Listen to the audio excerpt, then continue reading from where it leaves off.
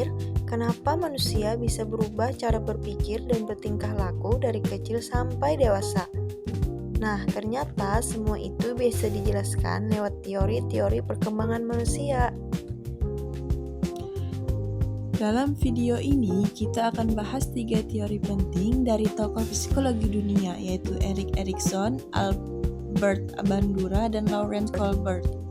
Ketiganya membantu kita memahami bagaimana manusia itu berkembang, bukan cuma secara fisik, sosial, maupun moral. Yang pertama ada teori psikososial Erik Erikson.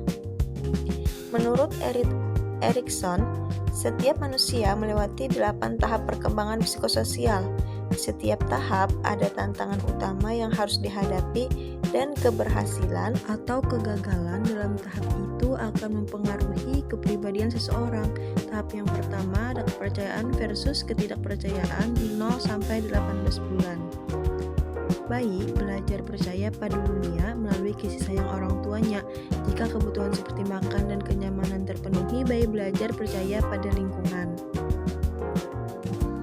Tapi kalau sering diabaikan, ia bisa tumbuh dengan rasa curiga dan sulit mempercayai orang lain.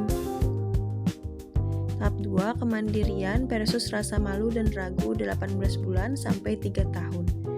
Anak mulai belajar melakukan hal-hal kecil sendiri, misalnya makan sendiri atau memakai baju.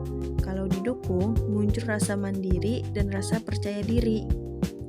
Tapi kalau sering dimarahi saat salah, anak bisa merasa malu dan ragu untuk mencoba lagi. Tahap 3, inisiatif versus rasa bersalah 3-6 tahun. Anak mulai mencoba hal baru. Jika diberi kesempatan, rasa percaya diri tumbuh, tapi jika sering ditegur, muncul rasa bersalah. Tahap yang keempat, ketekunan versus inferioritas 6-12 tahun. Anak belajar berbagai keterampilan, keberhasilan membuatnya bangga, tapi kegagalan bisa menimbulkan rasa rendah diri. Tahap kelima, identitas versus kebingungan peran atau remaja. Ini tahap penting banget. Remaja mulai mencari aku siapa. Ia mencoba berbagai hal, gaya berpakaian, hobi, bahkan cara berpikir. Kalau mendapat dukungan, ia menemukan jati diri. Kalau tidak, muncul kebingungan peran. Tahap keenam, keintiman versus isolasi dewasa muda. Seseorang belajar menjalin hubungan dekat dan berkomitmen. Jika berhasil, ia membangun hubungan penuh kasih. Jika gagal, bisa merasa kesepian dan terisolasi. Tahap ketujuh, generativitas versus stagnasi, yaitu dewasa untuk masyarakat. Kalau di sini seseorang merasa stagnan dan tidak entah dengan mendidik anak, mengajar, integritas versus keputusasaan usia lanjut. Di akhir hidup, seseorang meninjau kembali perjalanan hidupnya. Kalau ia bangga atas apa yang sudah dijalani, muncul rasa damai. Tapi jika penuh penyesalan, muncul keputusasaan. Teori belajar sosial Albert Bandura. Kalau Erikson fokus pada perkembangan sosial dan emosi, Albert Bandura membawa kita ke cara manusia belajar dari lingkungan melalui pengamatan dan peniruan. Teori belajar sosial yaitu social learning theory. Menurut Bandura, manusia tidak hanya belajar dari pengalaman langsung, tetapi juga melihat dari orang lain atau yang ia sebut modeling. Ada 4 tahap belajar sosial menurut Bandura. Yang pertama ada perhatian. Kita belajar dengan memperhatikan perilaku orang lain. Misalnya, siswa memperhatikan gurunya yang sabar dan disiplin.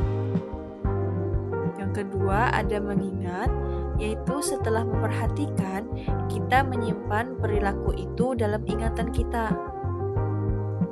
Contohnya, mengingat cara bicara orang yang sopan atau jujur.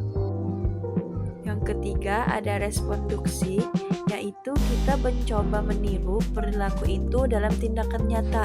Misalnya, anak meniru cara guru memberi semangat pada temannya. Yang keempat ada motivasi.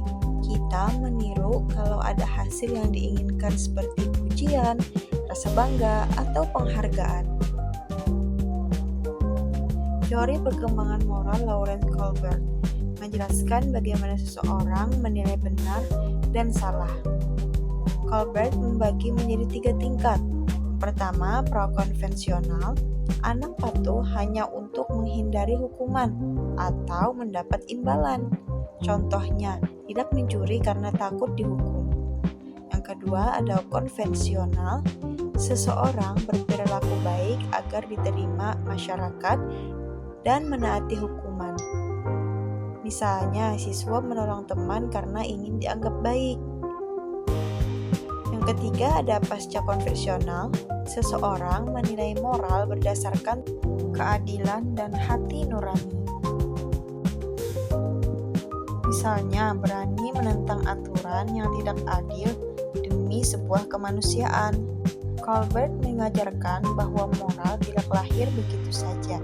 Ia tumbuh melalui pemikiran, pengalaman, dan refleksi, seiring seseorang belajar memahami nilai-nilai kehidupan. Nah, teman-teman, dari 3 teori tadi kita belajar bahwa perkembangan manusia adalah perjalanan panjang dan indah. Erikson mengingatkan kita belajar bahwa setiap tahap kehidupan punya tantangan dan maknanya sendiri. Kalau sekarang kamu merasa sedang bingung dengan jati diri, itu wajar banget. Yang penting, teruslah belajar dan jangan takut gagal, karena dari setiap tahap kita tumbuh jadi lebih kuat. Menurut Bandura, kita belajar bahwa perilaku baik bisa menular. Setiap kali kamu berbuat jujur, sabar, atau membantu teman, kamu sebenarnya sedang menjadi model positif yang memberi inspirasi bagi orang lain.